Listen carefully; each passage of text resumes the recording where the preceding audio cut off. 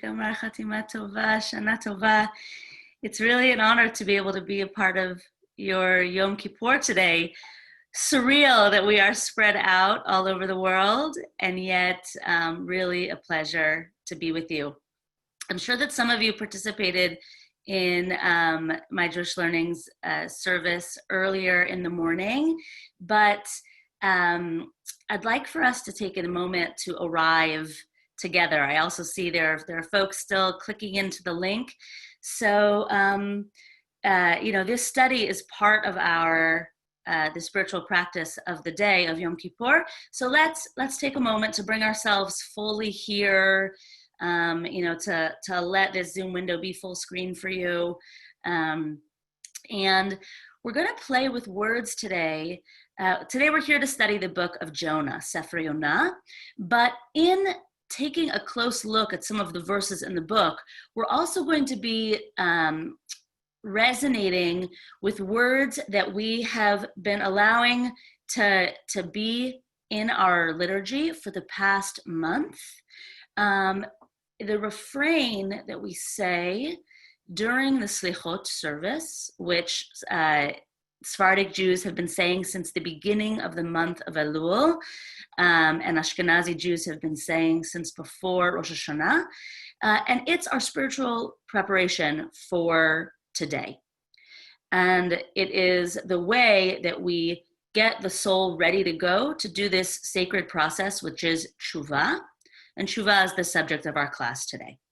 So today we're going to explore the book of Jonah, and we're going to use the character of Jonah himself to take a good hard look at what is this concept of tshuva, and what does it mean for us as human beings in the world, and what does it mean for us? What is the fact that Judaism gives us this wild idea of tshuva? What does it say about us? What does it say about God?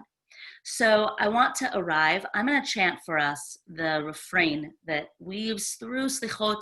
We sang it last night in the full liturgy of the Kol Nidre service, and we sang it when we took the Torah out of the Ark during the morning service this morning. And I'm going to sing it now for us. I'll share my screen so that you can see the words, and I encourage you to chant with me. It is some of the most beautiful, hold on, I just ran into my own tech glitch. Friends my tech support folks, it's possible that I can't share screen. Hold on. Oh wait, no, I got it. Sorry, everybody. This is a new device for me.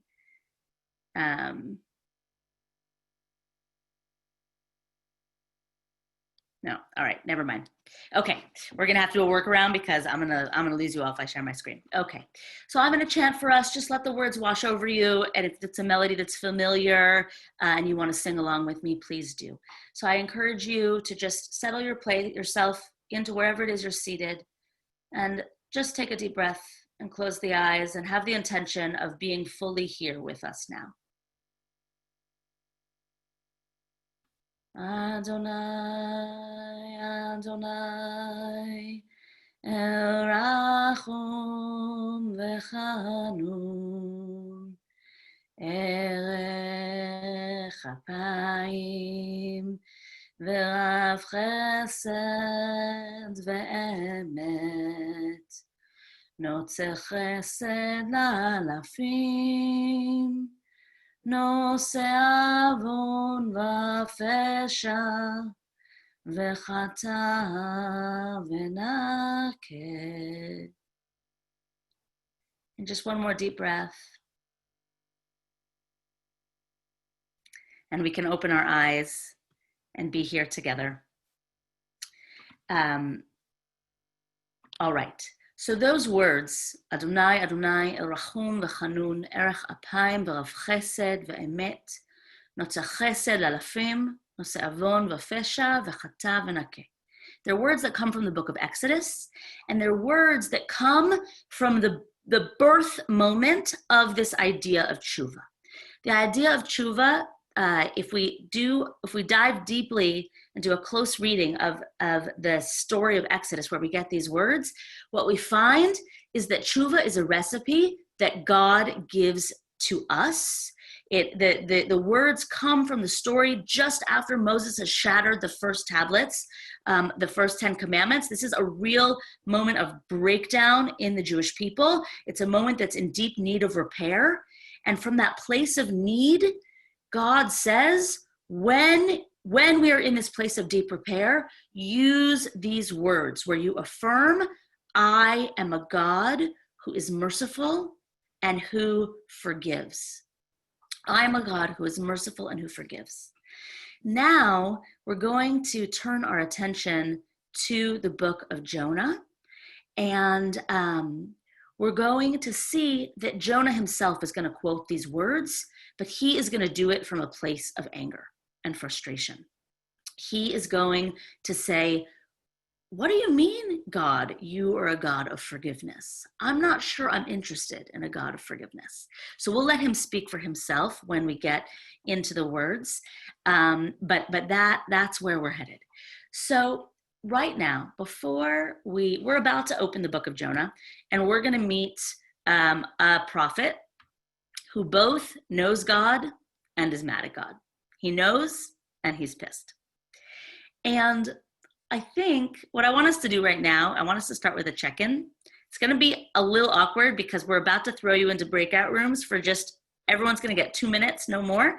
But because of this wild scenario where we're not a community of people who has been brushing shoulders with one another over time, definitionally, you're not going to know the person that you're in a breakout room. And I want to encourage you to embrace that as sort of like the freedom of anonymity, that you could say anything because most likely you're never going to see this person again. And so if we're about to meet a prophet who is kind of pissed, I want to know how you're doing. I want to know how you're doing.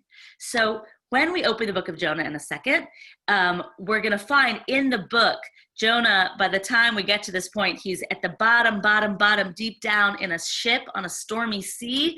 And the captain of the ship shakes him and says, wait a minute, who are you?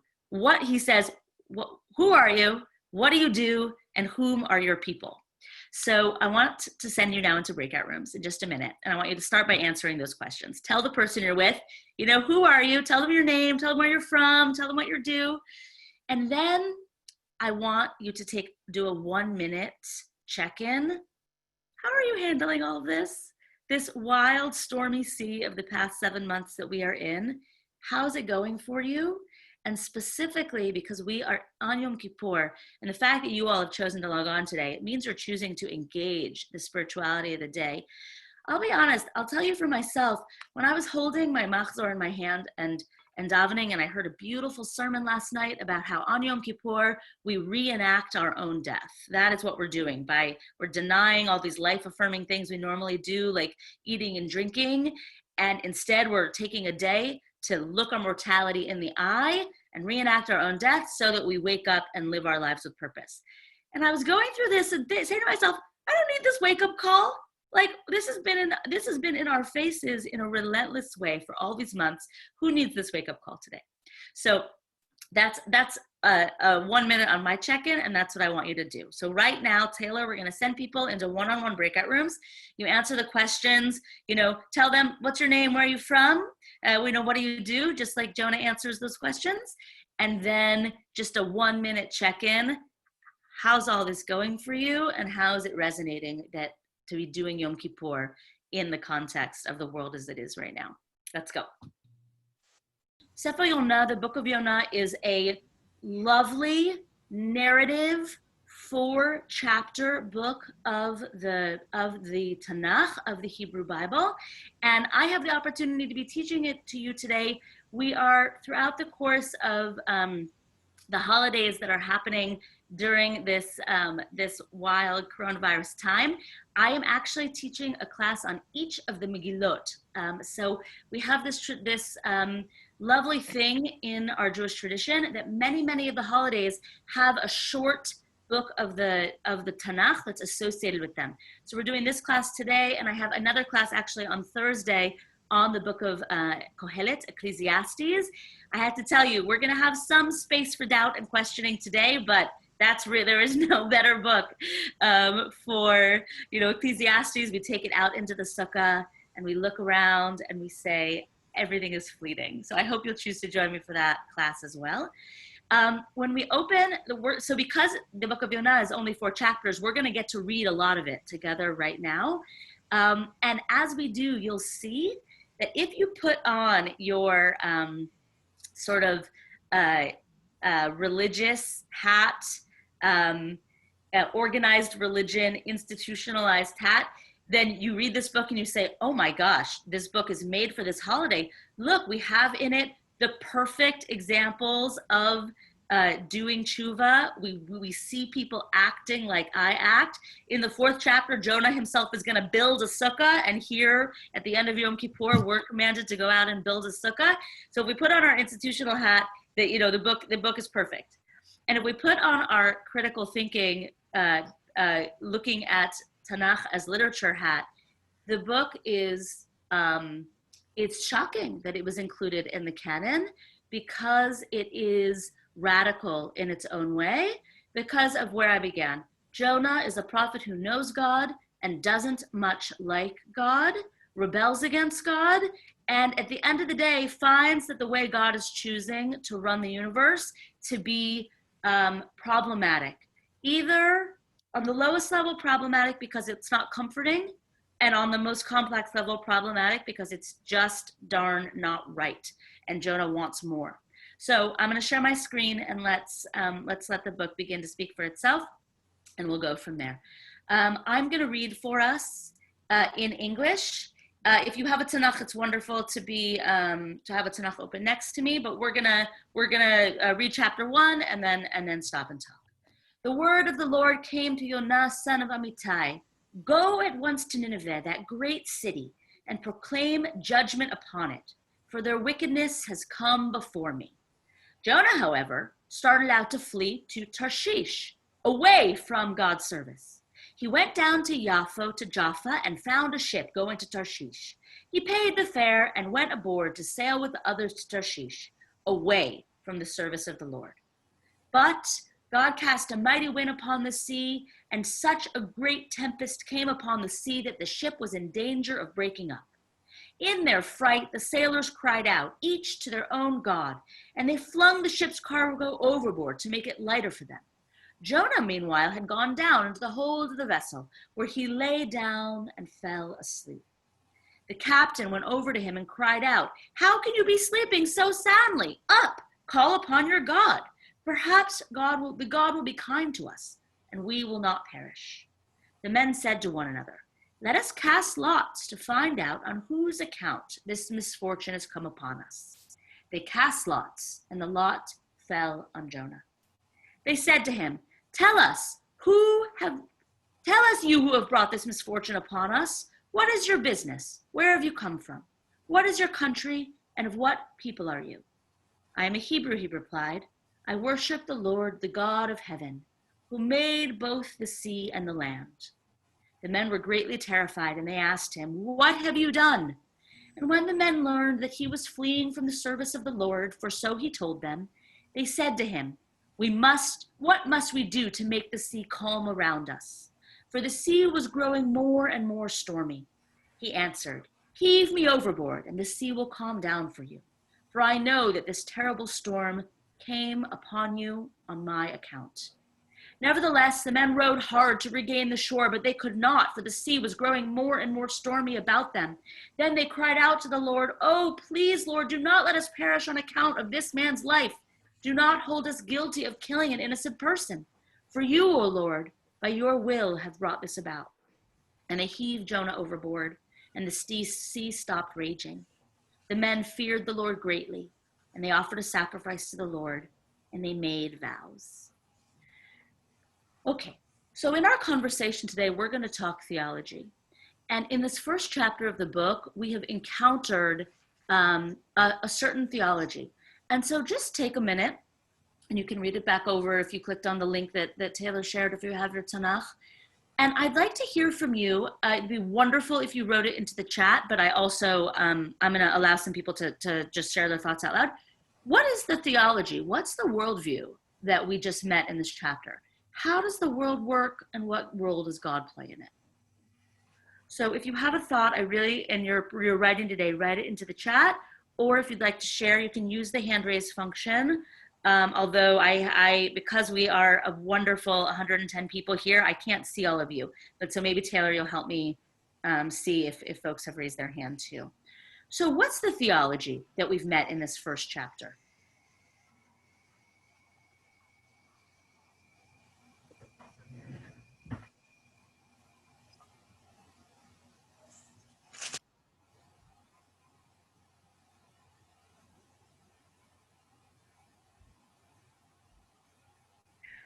So first of all, we can begin with the fact that these are some pretty faithful sailors, right?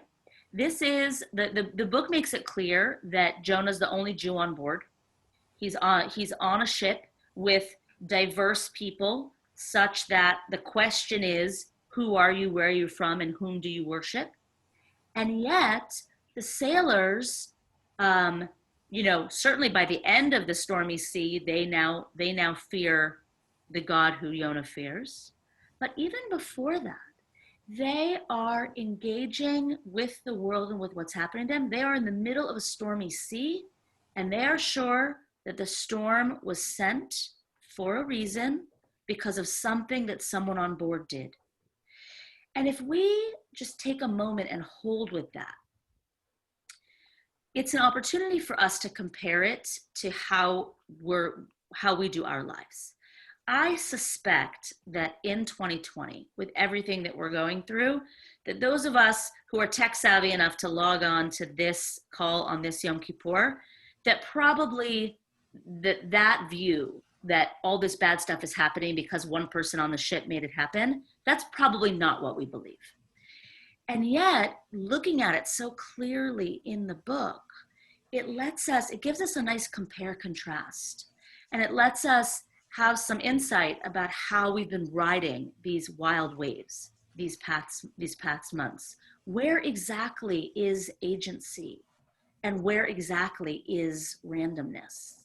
Because sometimes, the need to blame is really, really, really human. But for us, because our theology, many of us, I suspect, and really I would love to hear from a few voices of how this, where this fits with your own theology. We're going to get there at the end. We're going to share some of our own theologies. But many of us for whom our theology isn't as simplistic as the sailors on this ship, by doing this comparison, it can help us to see, what have I been doing in these months with my sense of order and chaos, and my sense of who's to blame, and the big why questions throughout all of the challenges of these past months. Okay, so from here, we've met Jonah. He was called to do a job, go tell the people of Nineveh to do tshuva. And he picked up, he ran the opposite direction. And from there, he started this descent of he went down to the docks, down to the ship, down into the very hull of the ship. And he went down and he fell off to sleep. And even there in the Hebrew, that verb for falling to sleep has a ring of also going down. So he has gone down, down, down, down, down. And as he's told the sailors, the solution to get the stormy sea to settle is they need to pick him up and throw him overboard, where he goes down into the bottom of the sea. And as I'm sure many of us know, cartoons have been made about it and whatnot, and great songs, gets swallowed up by a big fish, and he goes down into the belly of the fish, where he stays for 3 days. And in the belly of the fish, all of chapter 2 is a beautiful prayer that we're not going to study together today, although if you're interested, I'd love to do a different class on biblical poetry, because this is a beautiful and interesting example of biblical poetry. And he spends 3 days down in the belly of the fish until finally the fish spits him out back on land, and he's ready to do his job. So I'm going to share my screen again, and we're going to skip ahead to chapter. Hold on, I'm not going to share my screen again, because all right. Now I see there's lots of messages in the chat. Okay. Okay. Thank you, friends. I was not getting your messages in the chat. Now I see. Hold on. Okay. Good, good, good. All right. So since I missed that, anyone who wrote into the chat and want to tell us a word or two about what you wrote before we go on? One thing that I sort of noticed with like the end, and I'm not familiar with this story, so I don't know how it goes entirely, but in a service this morning, they were talking about this idea of like we use Yom Kippur to like atone for our sins against God, but like we cannot use this to atone for our sins against other men. We must like deal with that in like this world and like work to make that right. And basically like when we wrong against other men, we can't just go to God and be like, I'm sorry. Like we have to work to make it right ourselves, and we have to take that responsibility upon ourselves. And I just thought that was an interesting connection. Awesome. Thank you. Good. Is there one more voice? Someone who wants to unmute and share a reflection on the theology in chapter 1? Hi, can you hear me? Yes, tell us your name. My name is Peace Ezoba Odemina, and my take with the chapter 1 is when things are happening around us, it's we like to blame everybody and point fingers at everybody else except us. So my take is you have to sit back and ask yourself, if a lot is cast, will it come to you? Will it fall on you? And if it does, what exactly did you do to contribute to what mishap that is happening, and how can you atone your sin and go back to God and ask for forgiveness, and hopefully that atonement will calm whatever the rage that is going on around you. So if you are part of the problem, are you part of the problem or are you part of the solution? And what is God telling you? And are you doing exactly what God asked you to do? Thank you. Yes. Everyone has a reason why they came into this world. So are you doing what God brought you into the world to do, or are you just doing your own thing? Peace. Thank you so much. And you've really captured beautifully for us the invitation of today. That's what Yom Kippur is about. We are here today we put the spotlight entirely on ourselves, and we say, am I living my purpose? Am I living up to who I can be? Am I taking every minute, every breath of my life and using it to for the most good in the world and to live my purpose? Okay, so we meet Jonah now, and he has realized he cannot run from God. He's going to go do his job. The word of the Lord came to Jonah a second time. Go at once to Nineveh, that great city, and proclaim to it what I tell you. So Jonah went at once to Nineveh in accordance with the Lord's command. Nineveh was an enormously large city, a 3 days walk across. Jonah started out and made his way into the city, the distance of 1 day's walk, and proclaimed, 40 days more, and Nineveh will be overthrown. Let's just pause here for a moment and just consider today, if a person walked to the center of Tel Aviv, I live in Israel, or to the center of Manhattan or Boston or LA, and stood up real on a thing and yelled, 40 days from now, this city will be overthrown, what exactly would happen? And for us to understand the dynamics of the story, we have to consider for a moment what Jonah expected to happen. And what I can tell you is that he did not expect what is about to happen. He expected, when you walk to the center of Manhattan and tell everyone to change their ways, that they ignore him. That's what he expected. But that is not at all what happens. Instead, the people of Nineveh believed in God. They proclaimed a fast, and great and small alike put on sackcloth. When the news reached the king of Nineveh, he rose from his throne, took off his robe, put on sackcloth, and sat in ashes. And he had the word cried through Nineveh, by decree of the king and his nobles, no man or beast of flock or herd shall taste anything. They shall not graze, and they shall not drink water. In Nineveh, even the cows are fasting, okay? They shall be covered with sackcloth, man and beast. They shall cry mightily to God. Let everyone turn back from his evil ways and from the injustice of which he is guilty. Who knows but that God may turn and relent? He may turn back from his wrath so that we do not perish. God saw what they did, how they were turning back from their evil ways, and God renounced the punishment that God had planned to bring upon them and did not carry it out. Okay. And before I stop the screen share, so I told you this was contrary to Jonah's expectations. And so Jonah does this. He goes, he stands up, he proclaims, change your ways. They do up to the highest heights. The king decrees everyone will engage in rituals of mourning, put on sackcloth. They will fast. They will do tshuva. They will repent. And this happens, and Jonah sees it, and then this displeased Jonah greatly, and he was grieved. So, and he's going to tell us why. He turns to God and he says, he prayed to the Lord saying, "Oh Lord, isn't this just what I said when I was still in my own country? That is why I ran to Tarshish. For I know that you are a compassionate and gracious God, slow to anger and abounding in kindness, renouncing punishment." So our question for today is, why is Jonah pissed? What has upset him?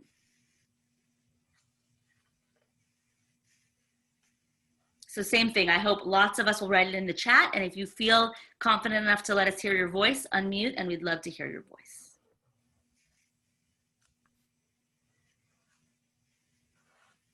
Why is Jonah upset?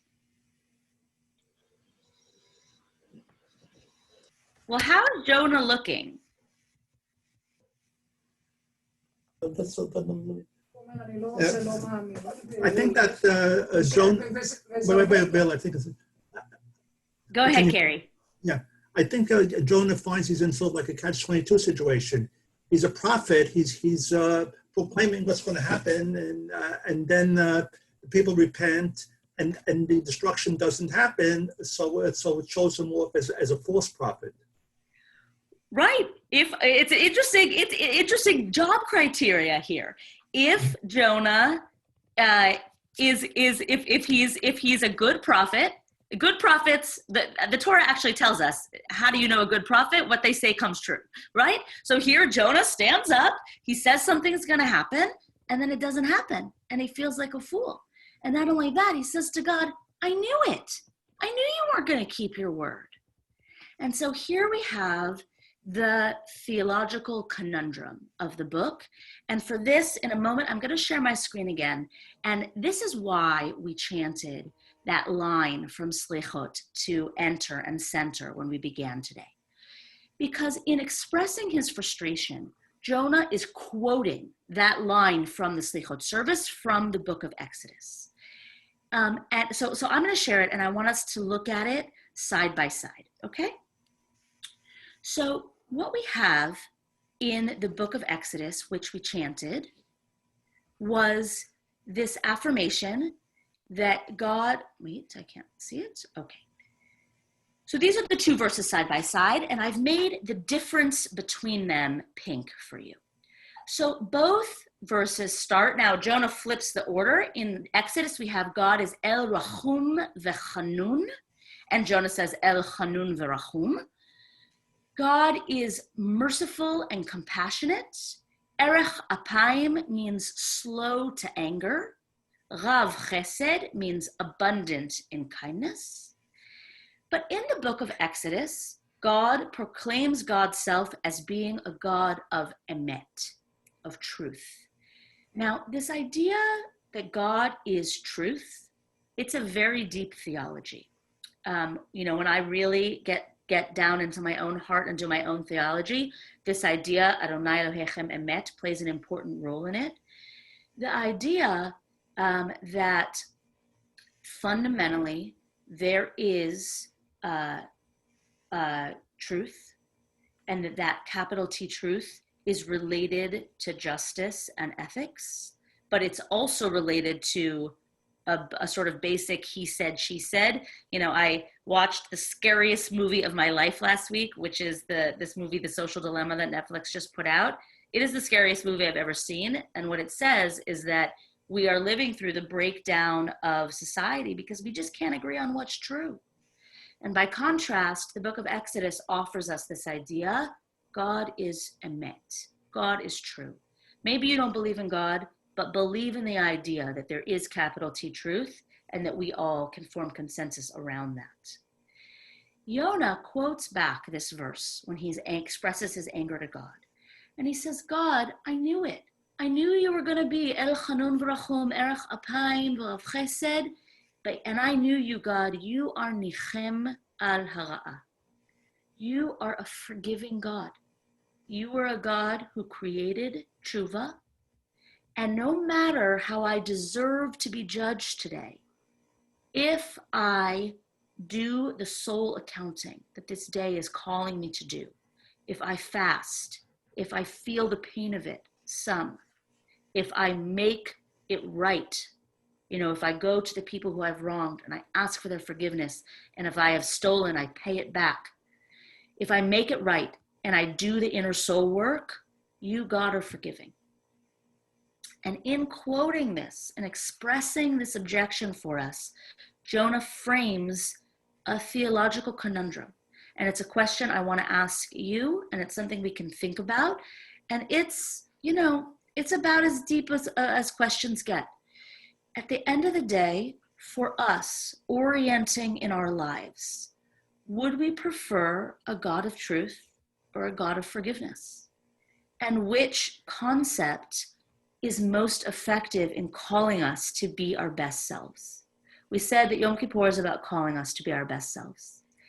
And on this day, Jonah, he doesn't want the king to see the error of his ways and call everyone to learn their lesson. What does he want? This is a big, bad city. This is a big, bad city in Babylon. Like, we get lots of stories about big, bad cities in Babylon in the Bible. Big, bad cities in Babylon get destroyed in the narrative of the Bible. Jonah wants this city destroyed. He says, my God is a God of standards and therefore of reward and punishment. And yet this day, the day that the rabbis have crafted, comes to us and it says, no.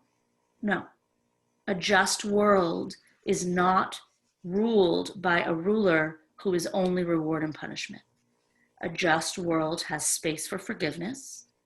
And no matter what you've done, if you do tshuva, do the soul transformation work of tshuva, then you deserve forgiveness, no matter what.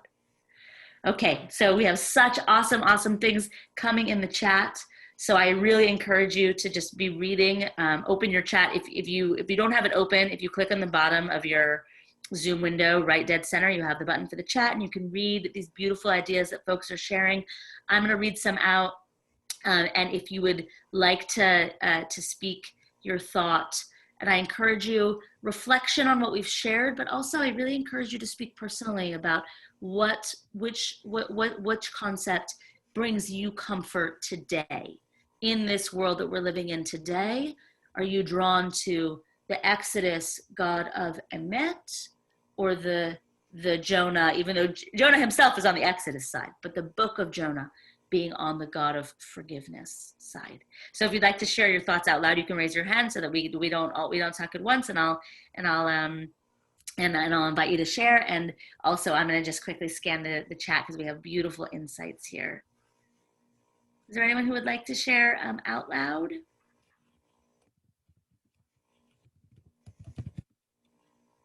Oh, I hear, oh, we're typing.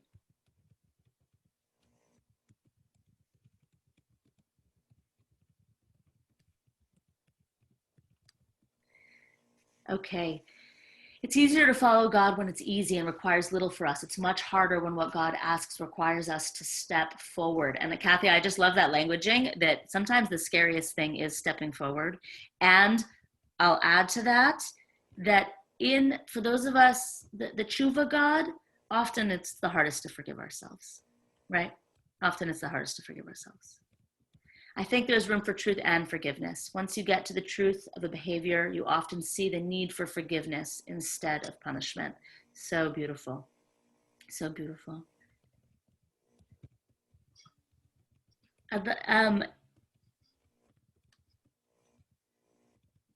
Yes, Carrie, go ahead. And then Meryl. Carrie, did you raise your hand that you wanted to share out loud? No, I didn't, but I have one thought on the God of Exodus. We know that from reading Exodus, he's a vengeful and angry God that demands strict obedience. And this part, he's not an El Rachum B'Chanun, but I think that's not so much a prayer praising God's qualities as requesting of him to be a forgiving God. It's beseeching this of him, not recognizing that this is the type of God we have. Thank you. And Meryl, did you raise your hand? Did you want to share? Yes. Please. Hello. Well, hi. I think that if I had to choose, I would rather have a God of truth, because truth is so important today. We're not getting all the truth all the time, as we can tell from different news outlets, etc. And I think it's important to have the truth, because that's the only way we're going to know what we have to do. Thank you. Yeah. And I think that the invitation of today, Yom Kippur is hard inner work. We're asked to take a day to do nothing but scour the heart. And so, whatever truth is, it takes work to get to it. It's not a simple thing, and it's not, I in this terrifying movie I watched, it's one of the things that they show is that how when you start to write a question on Google, the Google will auto complete your answer for you. So that autocomplete is different based on your zip code. Seriously. So if I write COVID is in certain zip codes, I'm going to get a hoax. COVID is a hoax. And in others, I'm going to write COVID is deadly, just from my zip code, right? So real truth is tough. It's tough. It's not Googleable. I'd love to hear one or two other voices. This is Miriam. Hi, Miriam. Hi. For me, it's about forgiveness, because truth is, I don't know that there is real truth. There's an interpretation, there's facts, and then there's the interpretation. And for me, forgiveness is about love and joy and giving. And when we're forgiving, we are telling the truth to ourselves, because it is not an easy thing to forgive. So forgiveness, trusting in ourselves, in our honor, and love. And what we need today is love, not hatred. And when we fear the truth, there's a tremendous amount of fear in that. And in forgiveness, it's not about fear. It's about joy. It's about our hearts. And for me, it's about giving our heart in the matter. Thank you. We're gonna allow Miriam's comment to be the last one. Beautiful kavanah intention to close with. And I'll share, this is a debate between truth and compassion. It carries all throughout Jewish tradition. So we meet it also in the Talmud in the form of the school of Hillel and the school of Shammai, right? So they debate everything. Their strength is in their debate, the two of them. And Shammai, he's the guy who's constantly holding a measuring stick. He's like, wait, let me check about that. And so they have this debate, a famous debate in the Talmud, where they say, should you tell a bride that they're beautiful? And Shammai says, what do you mean? Is she? And Hillel says, of course. Because in the moment where there is a bride on a wedding day, they're surrounded by love. That is beauty. That is beauty. And to be a human being is to be open-hearted and loving and say beauty, right? So it's a debate that goes all the way through up till today. The brave architects of the liturgy of the day that gave us this book that both has fasting and tshuva and building of Sukkot, and also these really complex theological questions. I thank you for taking the time to open the book of Jonah with me today. We're going to open Kohelet Ecclesiastes on Thursday, so I hope that you will choose to join us there, and I wish you a Gemar Chatima Tova, a transformational Yom Kippur, and an easy fast.